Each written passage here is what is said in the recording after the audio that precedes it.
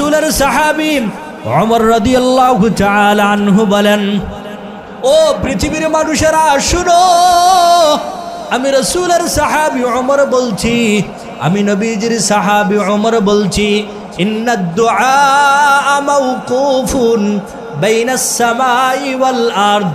প্রত্যেক দোয়া করনে वाला ব্যক্তির দোয়া, প্রত্যেক দোয়া করনে वाला ব্যক্তির দোয়া আসমান এবং জমিনের মধ্যখানে ঝুলন্ত থাকে। লা ইয়াসাদু মিনহু শাইউন হাত্তা তুসাল্লি আলা মুহাম্মাদিন সাল্লাল্লাহু আলাইহি ওয়াসাল্লাম। যত সময় পর্যন্ত দোয়া করনে वाला ব্যক্তি রাসূলের উপরে দুরূদ পাঠ করে না, দোয়া করার আগে দুরূদ পাঠ করে না, দোয়া করার শুরুতে রাসূলের উপরে দুরূদ পাঠ করে না, আমি ওমর ইবনুল খাত্তাব বললাম ওই দোয়া আসমানের উপর পর্যন্ত উঠে না।